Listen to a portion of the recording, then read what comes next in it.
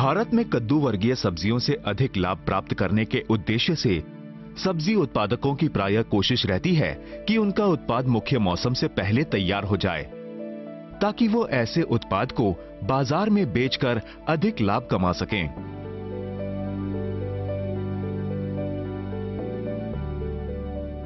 जैसे खीरा, ककड़ी, टिंडा, लौकी आदि ऐसी सब्जियां हैं जिनको यदि वसंत ऋतु के आरंभ में ही मौसम से पहले उगाया जाए तो उन्हें ऊंचे भाव पर बेचकर किसान अधिक लाभ कमा सकते हैं। इस प्रकार की सब्जियों की शहर में अधिक मांग रहती है और ग्राहक उन्हें अधिक भाव पर खरीदना भी पसंद करते हैं। आज ऊंचा एवं मध्यम वर्ग कद्दू की इस प्रजाति को बहुत पसंद करने लगा है। वैसे तो इस नई प्रजाति को यूरोपियन सब्जी की श्रेणी में ही रखा गया है, परंतु इसकी कृषि आज भारत में भी की जा रही है। किसान इस नई प्रजाति की सब्जी के कृषि से मुनाफा भी अच्छा कमा रहे हैं। आज की कड़ी में हम आपको एक ऐसी सब्जी की जानकारी देंगे जिसको शहरों में जुकूनी के नाम से जाना जाता है और उत्तर भारतीय किसानों में यह चप्पन कद्दू के नाम से प्रचलित है। हम बात करेंगे जुकूनी की और इसकी कृषि के तरीकों की।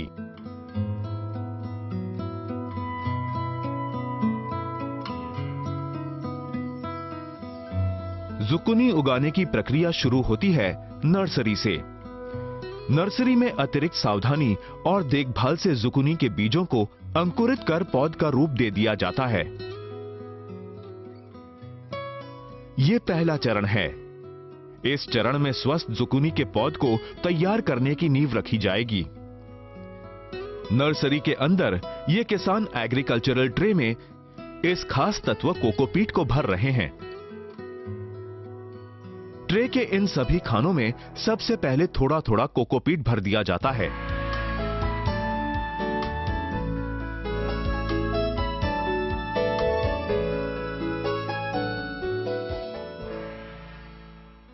इसके बाद सावधानी से हर एक खाने में एक एक बीज डाल दिया जाता है।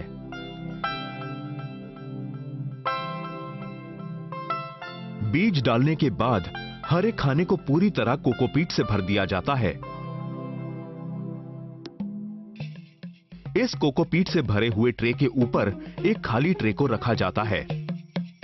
इसके बाद इस ट्रे में पानी डालने की व्यवस्था की जाती है।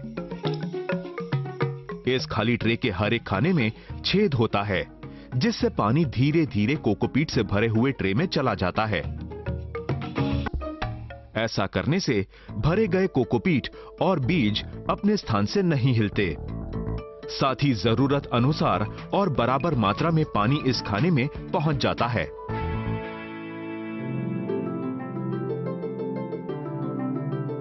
इसके बाद इस ट्रे को छोड़ दिया जाता है बीजों को पौध का रूप लेने के लिए। 10 दिन के बाद इन सभी ट्रे का निरीक्षण किया जाता है।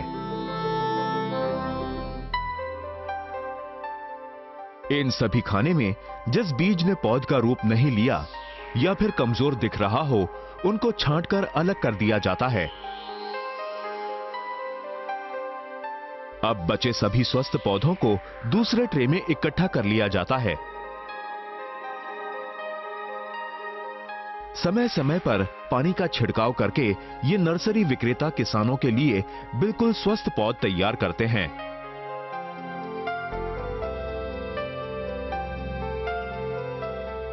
पच्चीस से 30 दिनों में ये पौधा बिल्कुल तैयार हो जाता है खेत में रोपण के लिए।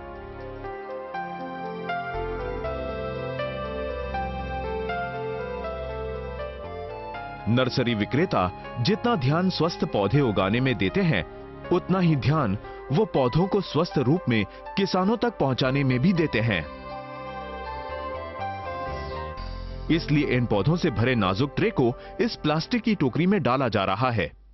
एक टोकरी में सिर्फ एक ट्रे डालने से पौधों को कोई नुकसान नहीं पहुंचता और यातायात के दौरान वायु संचार भी बना रहता है।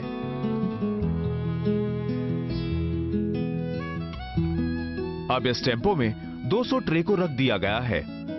अब ये तैयार हैं किसानों के खेत में जाने के लिए। कुछ अनुभवी किसान बीजों से पौध उगाने के लिए निजी नर्सरी की जगह अपनी खेत का ही चुनाव करते हैं। इनका मानना है कि अन्य कृषि करने के साथ साथ उसी खर्च और देखरेख में बीज से पौध को तैयार किया जा सकता है। ये किसान अपने खेत के एक छोटे से भाग का चुनाव करते हैं, जहां बीज लगाने से पहले मिट्टी को तैयार किया जाता है।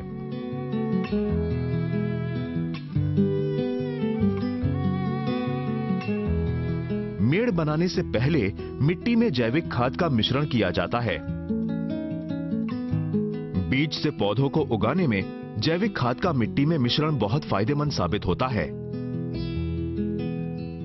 मिट्टी तैयार करने के बाद अब एक मेड़ का निर्माण किया जाता है, जहां इन बीजों को कुछ इस तरह से एक एक उंगली की दूरी पर लगा दिया जाता है।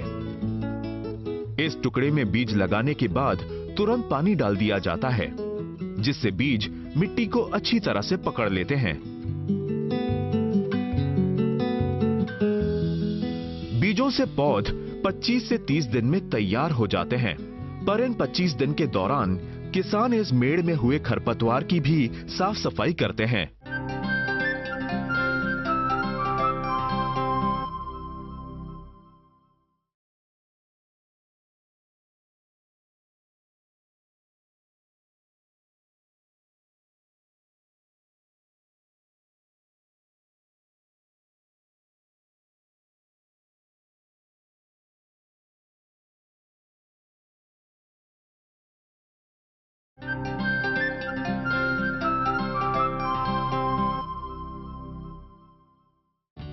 जिस क्षेत्र में धूप तेज नहीं हो, वहां इस खेत को खुला छोड़ना ठीक रहेगा।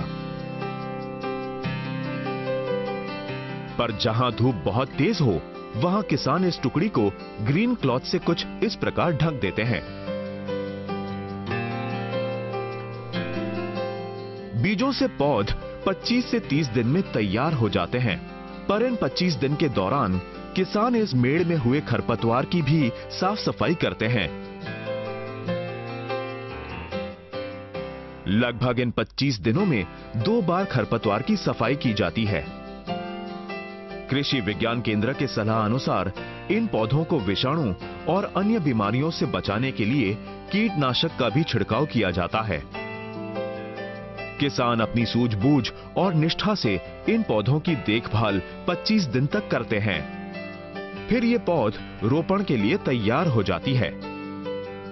एक रेंज होता है कि 6.5 से 7.5 के बीच में अगर हमारा पीएच मान है तो हमारा खेत की मिट्टी अच्छी मानी जाती है।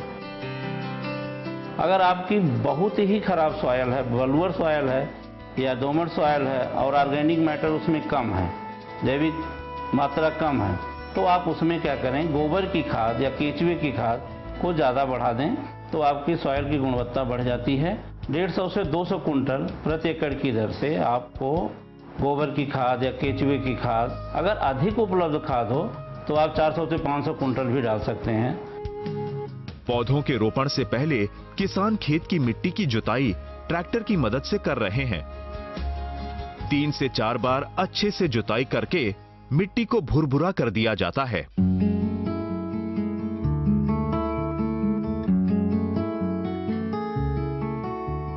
किसान मिट्टी की उर्वरा शक्ति और पानी को रोकने की क्षमता बढ़ाने के लिए मिट्टी में जैविक खाद का मिश्रण करते हैं। किसान इस खाद का निर्माण अपने घर पर ही कर लेते हैं या फिर खाद विक्रेता से ये जैविक खाद खरीद लेते हैं। जब खेत रोपण के लिए तैयार हो जाए तो पौध को लगभग 45 सेंटीमीटर या 1 हाथ की दूरी पर लगा दिया जाता है। खरपतवार नियंत्रण हर कृषि की तरह जुकुनी की कृषि में भी बहुत जरूरी चरण है। इस बात को ध्यान में रखते हुए समय दर समय खरपतवार की सफाई करनी चाहिए।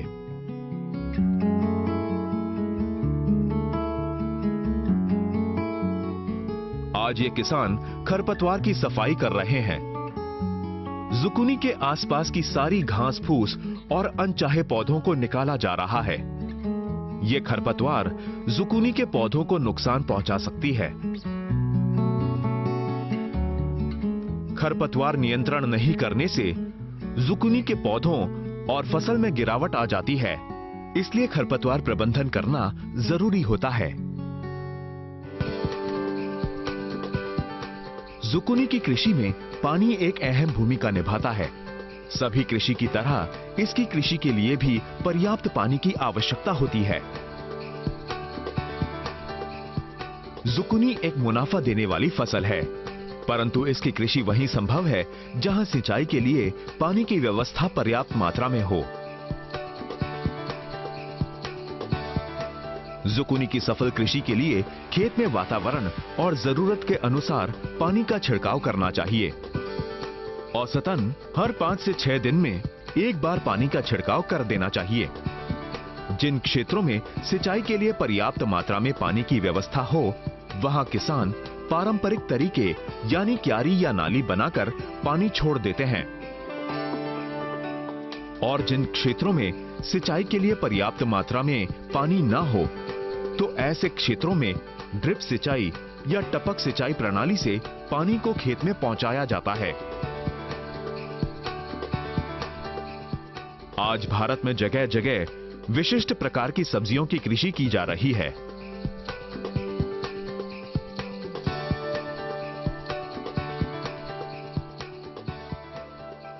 आज किसान ज्यादातर अपने खेत के एक भाग में तालाब खोदकर सिंचाई की व्यवस्था करते हैं।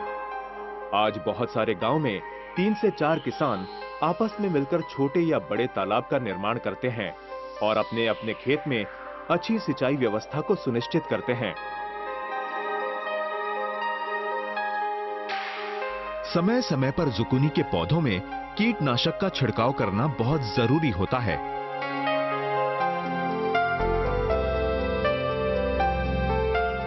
जुकुनी में बिल्कुल उसी प्रकार के कीट और बीमारियां लगती हैं जो ककड़ी में लगती हैं। यदि आप पत्तों में छेद देखें तो इससे संकेत समझें कि इसमें कटवर्म, स्पाइडर माइट्स या अन्य ककड़ी वाले कीट लग रहे हैं। ऐसे में कृषि विज्ञान केंद्र की सलाह के अनुसार कीटनाशक का चयन करें। कुछ किसान जो सिर्फ जैविक कीटनाशक का प्रयोग करते हैं, वो नीम छिड़काव करके पौधों की रक्षा करते हैं।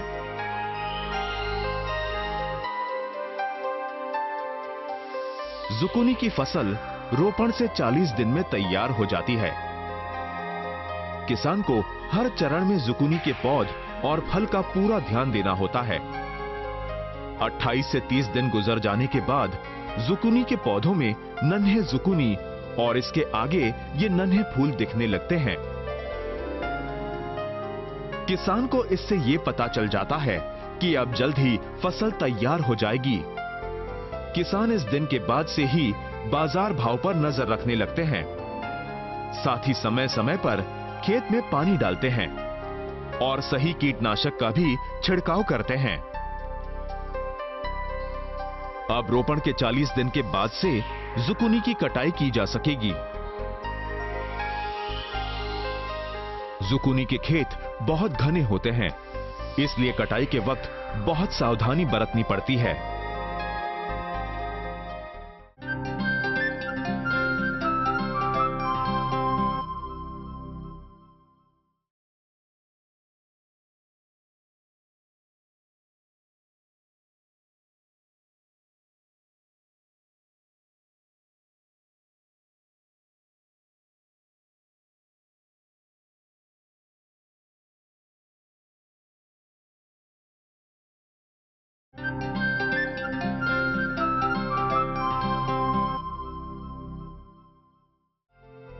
आज पौधों का रोपण किए लगभग 40 दिन हो चुके हैं। इस लहराते जुकुनी के खेत में 2 रंग की जुकुनी दिख रही है, एक गहरे पीले रंग की और दूसरी धारीदार हरे रंग की। दोनों रंग के जुकुनी की अलग ही मांग है मंडी में। आज मंडी में पीले रंग वाली जुकुनी की दिन प्रतिदिन मांग बढ़ती जा रही है।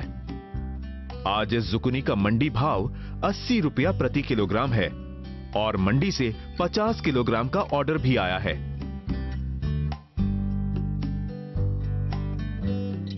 ये किसान आज खेत से जुकुनी की कटाई की तैयारी कर रहे हैं। आपने आज की इस कड़ी में ये गौर किया होगा कि इसकी खेती में बहुत कम लोग काम करते हुए दिख रहे हैं, अर्थात इसकी खेती में ज्यादा लोगों की आवश्यकता नहीं होती। जुकुनी की खेती के लिए 3 से 4 लोगों की ही जरूरत होती है। ऐसा कहिए, एक छोटा परिवार इसकी कृषि और अच्छी देखभाल के लिए पूरी तरह से समर्थ होता है।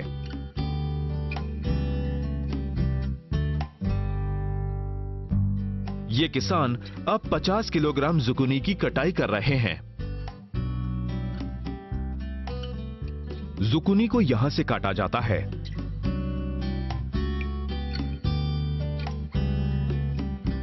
जुकुनी के खेत बहुत घने होते हैं, इसलिए कटाई के वक्त बहुत सावधानी बरतनी पड़ती है। पूरे खेत का अच्छे से निरीक्षण किया जाता है और बिल्कुल तैयार जुकुनी को काट लिया जाता है। समय दर समय खेत का निरीक्षण करने से कटाई के वक्त जुकुनी का चुनाव करने में बहुत आसानी होती है। जब जुकुनी 5 से 6 इंच मतलब 1 से 1.5 बित्ते का हो जाए, तब इसे काट लेना चाहिए। अगर जुकुनी ज्यादा पक जाए तो इसका बाजार भाव अच्छा नहीं मिलता, इसलिए इसकी कटाई हर दूसरे दिन की जा सकती है। एक पौधे से लगभग 40 जुकुनी की प्राप्ति हो सकती है। ये टोकरी अब भर चुकी है। इसमें अंदाजन 20 से 25 किलोग्राम जुकुनी आ जाती है। अब ये किसान मंडी से आई मांग के हिसाब से जुकुनी को इकट्ठा कर लेते हैं और मंडी में जाकर बेच देते हैं।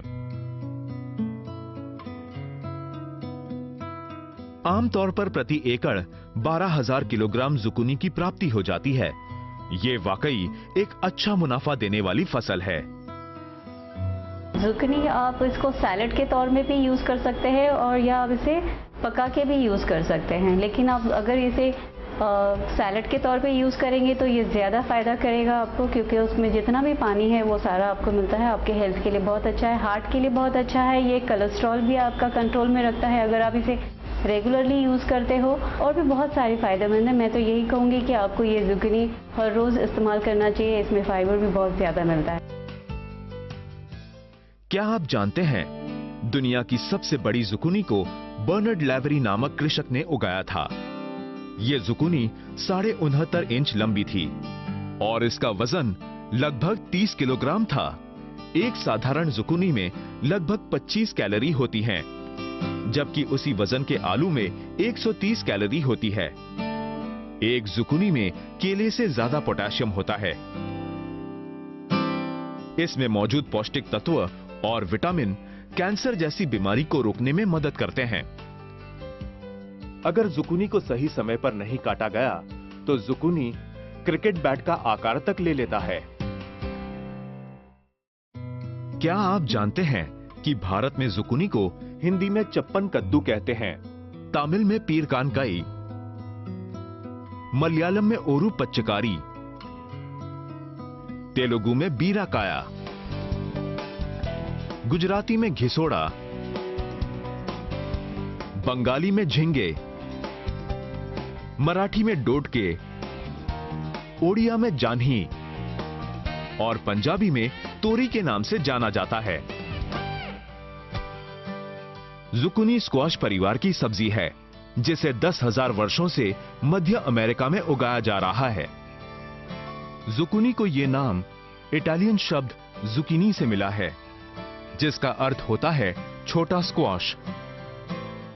स्क्वाश शब्द का जन्म मूल शब्द अस्कुटा स्क्वाश से हुआ है, जिसका मतलब होता है हरी सब्जी जिसे कच्चा ही खाते हैं। क्रिस्टोफर कोलंबस जुकुनी के बीजों को अफ्रीका ले गए। वहां से जुकुनी यूरोप और अमेरिका में पूरी तरह प्रचलित हो गया और आज जुकुनी भारत में भी पसंद किया जा रहा है। जुकुनी की व्यावसायिक कृषि आज भारत के कई इलाकों में की जा रही है, जैसे कि पंजाब, हरियाणा, दिल्ली, उत्तर प्रदेश, उत्तराखंड, ओडिशा, महाराष्ट्र, केरल, गुजरात और कर्नाटक। भारत के 5 सितारा और 3 सितारा होटलों में सलाद और स्टर फ्राई वाले व्यंजनों में जुकुनी की मांग आश्चर्यजनक रूप से बढ़ रही है। कुछ क्षेत्रों में जुकुनी से मीठे व्यंजन और कोफ्ते भी बनाए जाते हैं। इसकी बढ़ती हुई मांग से यह अनुमान लगाया जा सकता है कि यदि किसान जुकुनी की खेती करके इसे शहर की मंडी तथा होटलों तक पहुंचा सकें, तो जुकुनी की कृषि से बहुत बढ़िया मुनाफा कमाया जा सकता है।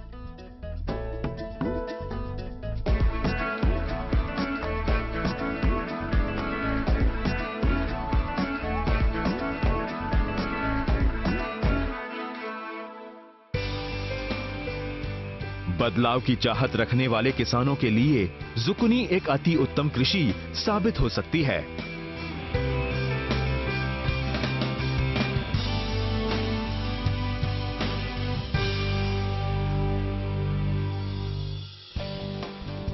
अगली कड़ी में हम बात करेंगे गुलदस्तों की शोभा बढ़ाने वाले एक ऐसे फूल की जिसे भारत में छोटा सूरजमुखी के नाम से पहचाना जाता है। अपने अनोखे रूप रंग की वजह से इसने खूबसूरत फूलों की सूची में अपनी एक अलग पहचान बना ली है। हम बात करेंगे आकर्षक फूल जरबरा की।